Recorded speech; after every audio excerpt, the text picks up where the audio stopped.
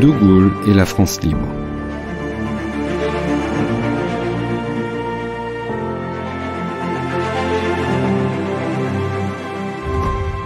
Bonjour à tous. Quand le général de Gaulle s'envole pour Londres le 17 juin 1940, c'est un homme bien seul, très peu connu, et qui laisse derrière lui sa femme et ses enfants. 4 ans plus tard, il est devenu le chef incontesté de la France libre, une structure politique et militaire qui participe aux côtés des Alliés à la victoire finale contre l'Allemagne. De quelques volontaires au départ, il attire progressivement auprès de lui plus de 70 000 personnes, et il exerce une autorité sur une partie importante de l'Empire français. Comment Charles de Gaulle a-t-il réussi ainsi à poursuivre le combat avec la France libre ? À la mi-juin 1940, la situation de la France est catastrophique. Les troupes allemandes sont entrées à Paris le 14 juin et elles ne cessent de progresser vers le sud du pays. Contrairement à ce qu'on a pu longtemps croire, les soldats français combattent vaillamment et ils résistent avec un grand courage. Mais ils ne sont guère aidés par un commandement médiocre et incompétent qui accumule les erreurs tactiques et stratégiques. C'est une véritable débâcle militaire pour un pays considéré auparavant comme la première puissance militaire du monde. Alors à ce tableau sombre, il faut ajouter les millions de Français qui errent sur les routes pour fuir l'avancée rapide de l'armée allemande. Un quart des Français tout de même. C'est un véritable exode. Et au sein du gouvernement, 2 tendances s'opposent. Celle, portée par le maréchal Pétain, et qui tend à devenir majoritaire, souhaite arrêter les frais et demander un armistice à l'Allemagne. D'autres préconisent en revanche de poursuivre la guerre par tous les moyens.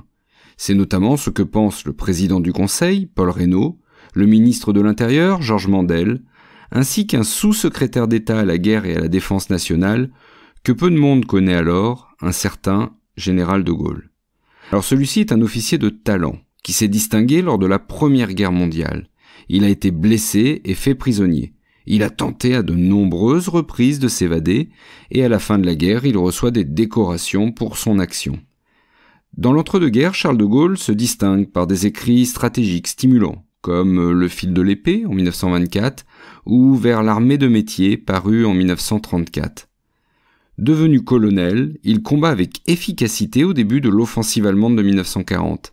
Et ses contre-attaques, utilisant la force blindée, lui valent d'être nommé général de brigade à titre temporaire.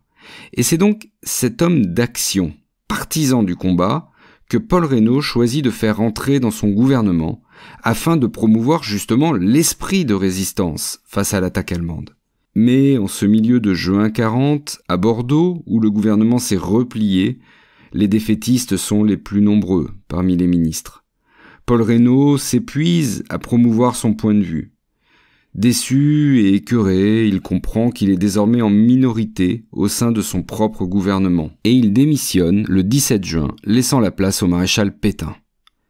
Pour de Gaulle, c'est à la fois dangereux et inacceptable. Dangereux car il sait que Pétain et ses partisans veulent faire arrêter les ministres et les hommes politiques opposés à l'armistice. Inacceptable car de Gaulle considère que la France a encore des atouts pour continuer le combat.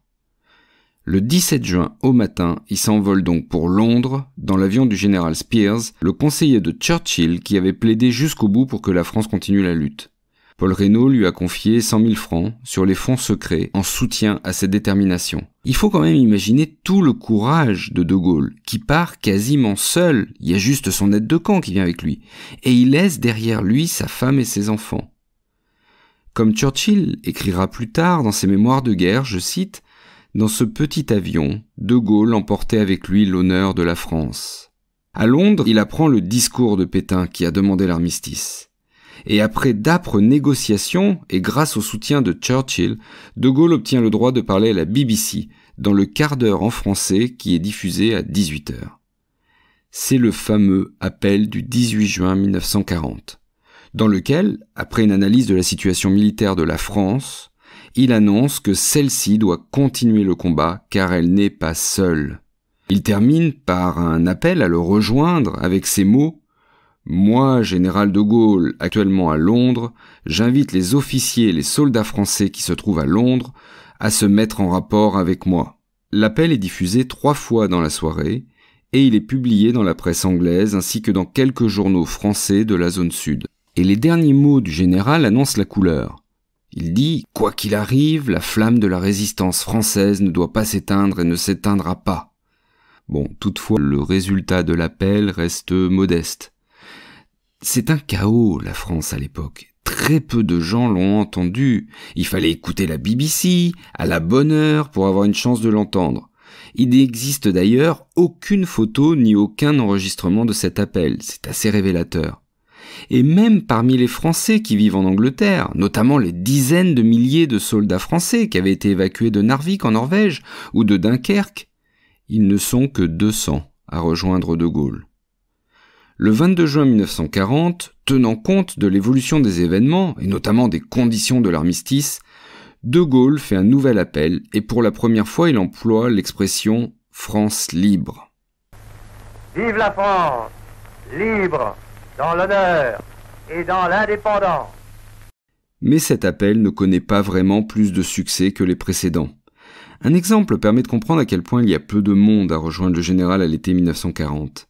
Quand on lui présente en juillet les 124 hommes arrivés en bateau depuis l'île de Saint en Bretagne pour continuer la guerre, il s'exclame « Saint est donc le quart de la France ». Calculez vite fait, 500 personnes à peu près au total donc. C'est bien peu pour mener la guerre. Bon, à la fin de l'été, ils sont 3000. Mais De Gaulle est persuadé que sa vision est exacte et que l'avenir lui donnera raison. Il structure donc la France libre, cette organisation chargée de la résistance extérieure. Alors, l'expression désigne à la fois une structure politique, reconnue par les Alliés. Dès la fin juin 40, Churchill reconnaît De Gaulle comme, je cite, le chef des Français qui continue la guerre. De Gaulle affirme par ailleurs la volonté d'un retour à une France souveraine, disposant de toutes ses libertés, ce qui est loin, comme on le verra, d'être garanti aux yeux des Alliés. Comme organisation politique, elle se dote de symboles, dont le plus célèbre est la Croix de Lorraine. La France libre est aussi une force armée, ce que l'on appelle les FFL, Forces françaises libres. Force armée qui augmente au gré des volontaires qui arrivent, et qui progressivement se subdivise en unités d'infanterie, de marine, d'aviation, et même un excellent service de renseignement, le BCRA, dirigé par le colonel Passy. Alors, les soldats des FFL sont conduits par des généraux talentueux, comme Leclerc, animés d'une volonté farouche de revanche. Et donc ils vont se distinguer à de nombreuses reprises, comme à Bir Hakeim en mai-juin 1942. Oui, Bir Hakeim n'est pas qu'un nom de station de métro, c'est surtout un acte de gloire des forces françaises libres. Dans ce coin de Libye, les 3600 hommes du général Koenig réussissent à résister à 2 armées italiennes et allemandes, 10 fois supérieures en soldats. Et donc, les Français libres combattent à 1 contre 10. Les Français, dans ce camp retranché, vont tenir 16 jours. Pour finir par se replier, alors qu'ils n'ont plus de munitions, qu'ils n'ont plus de nourriture, qu'ils n'ont plus d'eau, à la demande des Britanniques. En tout, ils n'auront perdu que 140 hommes. Cette défense héroïque de Bir Hakeim contribue beaucoup à la réputation des forces françaises libres, et surtout permet un mois plus tard la victoire britannique d'El Alamein. Des aviateurs des forces françaises libres participent même au combat sur le front de l'Est. L'escadrille Normandie-Niemen se couvre ainsi de gloire en luttant aux côtés des Soviétiques de 1943 à 1945. La France libre n'oublie pas non plus les résistants en France métropolitaine. Elle les aide en envoyant des armes, de l'argent et en communiquant par l'intermédiaire de la BBC et des messages codés. Enfin, la France libre, ce sont aussi des territoires qui reconnaissent son autorité, et donc plus celle de Vichy. La question du territoire est essentielle, car cela fournit non seulement un élément de puissance et de crédibilité, cela fournit aussi une base d'action et aussi des ressources mobilisables.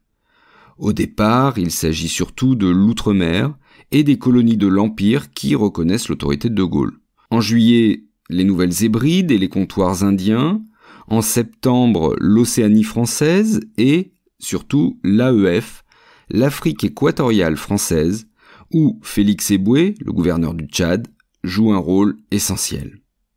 Mais ce même mois de septembre 1940, la tentative de rallier l'AOF, l'Afrique occidentale française, échoue devant Dakar, où des combats opposent les Britanniques et les FFL face aux loyalistes de Vichy sur place. Des Français tirent sur d'autres Français.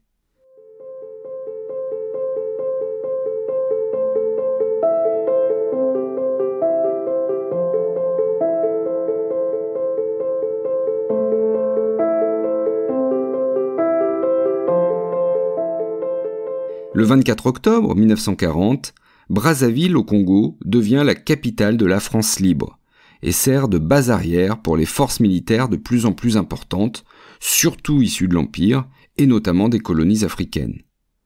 L'AOF ainsi que Madagascar se rallient finalement plus tard, à la fin 1942, c'est-à-dire après l'invasion de la zone sud de la France par les Allemands. Cette année 42, il y a aussi l'opération Torche et le débarquement allié en Afrique du Nord, ce qui fait que le pouvoir vichiste local est renversé, notamment en Algérie. Alger devient donc à son tour la capitale de la France libre, qui s'installe donc non plus dans l'Empire, mais désormais sur le territoire de la France. Oui, à l'époque, on considérait que l'Algérie, c'était la France. En juin 1943, on crée le Comité français de libération nationale, CFLN. C'est en quelque sorte le gouvernement de tous les territoires français libérés, et il préfigure un gouvernement futur de la France libérée. Mais un point est important. La légitimité de De Gaulle n'est pas forcément acceptée par les Alliés, en particulier par Roosevelt, le président américain, qui ne l'aime pas. Il se méfie d'un général qui a des ambitions politiques, il y voit un opportuniste, une graine de dictateur. Et donc les Américains cherchent à le remplacer au sein du CFLN, en soutenant notamment le général Giraud, qui représente lui les Français d'Alger fraîchement arrivés dans la guerre. À l'inverse de De Gaulle, qui lui incarne les Français libres, ceux de Londres, pour dire vite. Mais De Gaulle n'apprécie pas ce rival, et il va l'écarter progressivement du pouvoir au sein du CFLN. À ce moment de la guerre, à l'été 1943, la France libre, renommée France combattante, dispose d'une armée de plus de 70 000 hommes, dont 33 000 viennent des colonies. Et ces hommes vont fusionner avec l'armée d'Afrique pour former l'armée française de libération. Quant au CFLN, il se transforme lui aussi le 3 juin 1944 en GPRF, Gouvernement provisoire de la République française, dont le général de Gaulle prend la tête. Alors l'objectif du GPRF est de montrer que la France dispose de structures politiques indépendantes, prêtes à prendre les rênes du pays dès sa libération. Pour Roosevelt, de nouveau, c'est loin d'être acquis, et il envisage même une administration américaine d'occupation, l'AMGOT, c'est-à-dire une occupation militaire comme pour un pays vaincu. Et c'est donc dans ce contexte que De Gaulle arrive le 14 juin à Bayeux, dans la Normandie tout juste libérée.